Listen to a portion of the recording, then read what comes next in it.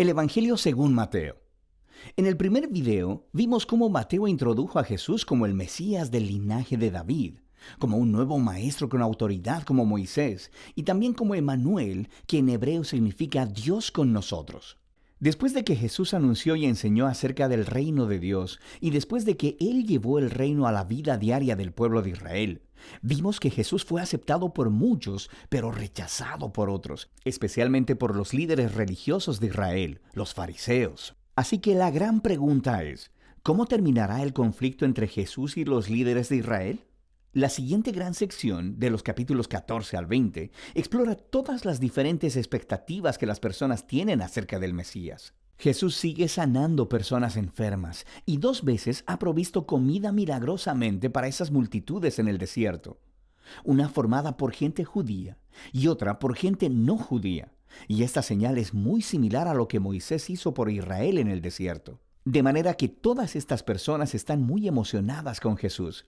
Ellos piensan que Él es el gran profeta y el Mesías, pero no así los líderes religiosos. Su perspectiva del Mesías está formada por pasajes como el Salmo 2 o Daniel capítulo 2, sobre un Mesías victorioso que va a liberar a Israel y derrotar a los opresores paganos. Y desde esa perspectiva, Jesús es un falso maestro. Él está haciendo declaraciones blasfemas acerca de sí mismo. Así que aquí encontramos historias acerca de su creciente oposición mientras preparan un plan para asesinarlo. Jesús responde apartándose de ellos, y Él empieza a enseñarle a sus discípulos más cercanos lo que significa que Él sea el Mesías de Israel, porque no es nada de lo que los demás están esperando. De manera que Jesús le pregunta a sus discípulos en el capítulo 16. Él dice, «¿Ustedes quién dicen que soy yo?» Y parece que Pedro se topa con la respuesta correcta. Él dice, «Tú eres el Mesías, el Hijo del Dios viviente». Pero luego queda claro que Pedro está pensando acerca de un rey que va a reinar victoriosamente a través del poder militar.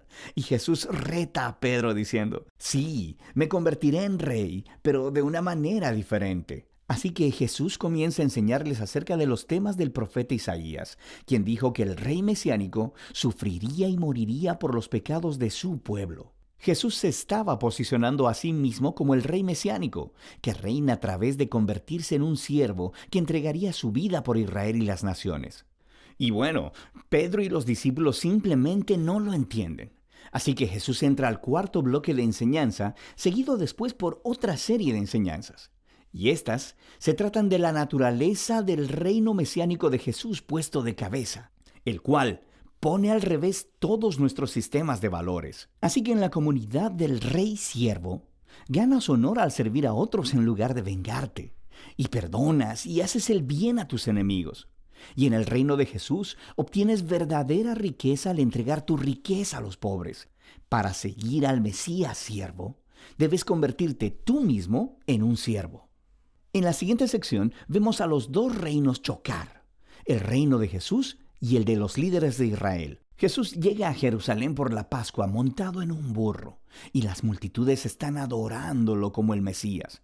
Inmediatamente, Jesús marcha al atrio del templo y hace un gran alboroto que interrumpe los sacrificios diarios. Aquí, sus acciones hablan más fuerte que sus palabras. Como el rey de Israel, Jesús estaba ejerciendo su autoridad real sobre el templo, el lugar en el que Dios e Israel se encontraban.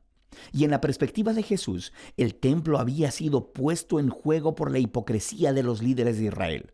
Así que aquí, Él está retando su autoridad, y naturalmente, ellos se ofenden profundamente. Ellos intentan atrapar a Jesús y humillarlo en un debate público, pero fracasan, por lo que al final determinan asesinarlo. Como respuesta, Jesús da su último bloque de enseñanza. Primero ofrece una apasionada crítica de los fariseos y su hipocresía, y luego, Él se lamenta sobre Jerusalén y su rechazo a Dios y a su reino. Luego Jesús se aparta con los discípulos y les empieza a decir lo que va a suceder.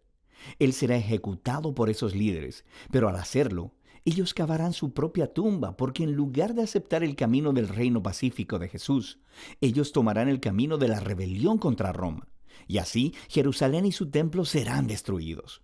Pero Jesús dice que ese no es el final de la historia. Él será vindicado después de su muerte a través de su resurrección.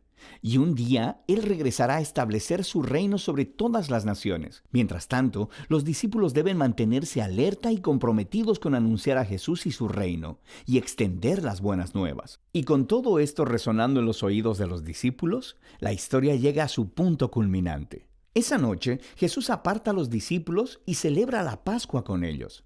La Pascua vuelve a contar la historia de la liberación de Israel de la esclavitud, a través de la muerte del Cordero de la Pascua. Y luego Jesús toma el pan y el vino de la cena como nuevos símbolos, mostrando que su muerte venidera sería un sacrificio que redimiría a su pueblo de la esclavitud al pecado y la maldad. Después de la cena, Jesús es arrestado y puesto en juicio delante del Sanedrín, el concilio de los líderes judíos. Y ellos rechazan su declaración de que es el Mesías, lo acusan de blasfemia contra Dios. Entonces Jesús es llevado delante de Pilato, el gobernador romano, quien piensa que Jesús es inocente, pero cede ante la presión de los líderes judíos y sentencia a Jesús a muerte por crucifixión. Así que Jesús es llevado por soldados romanos y crucificado. Ahora notarás en esta sección que, justo como Mateo hizo en los primeros capítulos, él aumenta el número de referencias al Antiguo Testamento. Él está tratando de mostrar que la muerte de Jesús no fue una tragedia o un fracaso. Más bien fue el sorprendente cumplimiento de todas las antiguas promesas proféticas. Jesús vino como el Mesías siervo del que Isaías hablaba. Él fue rechazado por su propio pueblo, pero en lugar de juzgarlos, Él es juzgado en su lugar, llevando las consecuencias de su pecado. Así que termina la escena de la crucifixión, y el cuerpo de Jesús es colocado en una tumba. Pero el libro termina con un giro sorprendente, el último capítulo. Los discípulos descubren la mañana del domingo que la tumba de Jesús está vacía. Y de pronto, las personas comienzan a ver a Jesús resucitado de entre los muertos. Y el libro concluye con un Jesús resucitado, dando su enseñanza final, llamada la Gran Comisión. Jesús dice que Él es ahora el Rey verdadero del mundo. Así que envía a sus discípulos a ir a todas las naciones con las buenas nuevas de que Jesús es el Señor y de que cualquiera puede unirse a su reino al ser bautizado y seguir sus enseñanzas. Y haciendo eco a su nombre, Emmanuel, Dios con nosotros, del capítulo 1, las últimas palabras de Jesús para sus discípulos en este libro son: yo estaré con ustedes. Es una promesa de la presencia de Jesús hasta el día que Él finalmente regrese. Y ese es el Evangelio según Mateo.